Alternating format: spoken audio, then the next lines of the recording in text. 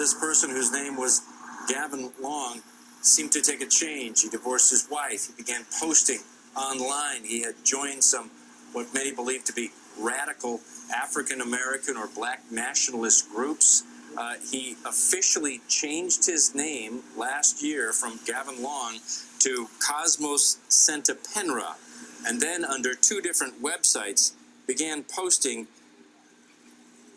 very, you might say, inciting kind of comments talking about the need to stop protesting and take action.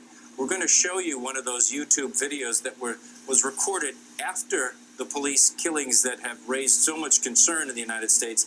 And this is what this person under the name Cosmo was posting on his YouTubes. No words. He can't understand words, I promise you. He doesn't understand protests. If y'all want to keep protesting, do that. But for the serious ones, the real ones, the alpha ones, we know what it's going to take. It's only fighting back or money. That's all they care about. Revenue and blood. Revenue and blood.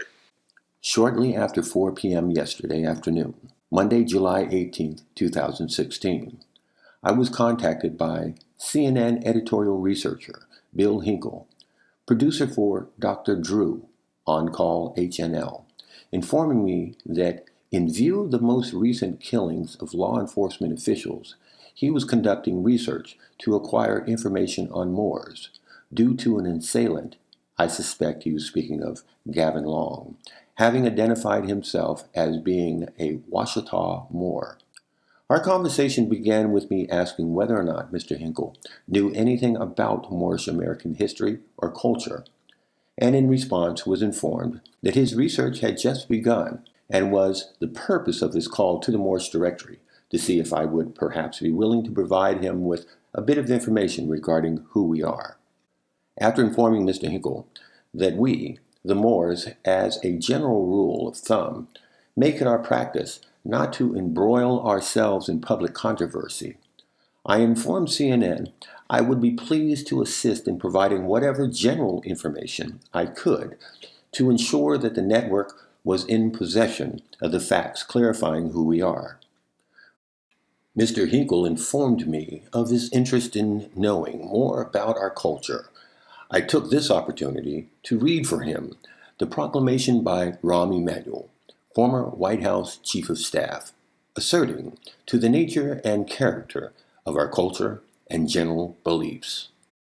After reading the proclamation in full, Mr. Hinckley said there would most likely not be enough time for a historical overview, and moved on to ask if I might provide the Moorish Directory's opinion on the Black Lives Matter movement's position, which afforded me the opportunity to explain that Moors do not in any manner accept the term Black or African American as correctly representative of us, because we recognize the terms such as Black and African American as being meaningless brands which in no manner identify correctly any group of people, and further stated that we, the Moors, associate ourselves rightfully with our indigenous and aboriginal national history, not colors or other derogatory misnomers coined by individuals such as Jesse Jackson and those who do not speak for us. When asked if we consider Washita Moors a tribe, I took the opportunity to inform Mr. Hinkle how we, Moors, simply consider ourselves family. Like all families, we too, of course, have various minor cultural differences, often resulting from the simple basic realities inherent in any forced geographic separation, and feel it's very important to articulate that we, like all other large sectors of our society, are no different in that we, millions of individuals, will unavoidably, from time to time, unfortunately, come across unstable individuals who purport themselves as having in some manner studied our teachings, who also, for whatever reason of their own, commit atrocities which have nothing at all to do whatsoever with our culture they purport to have at some point in time simply studied.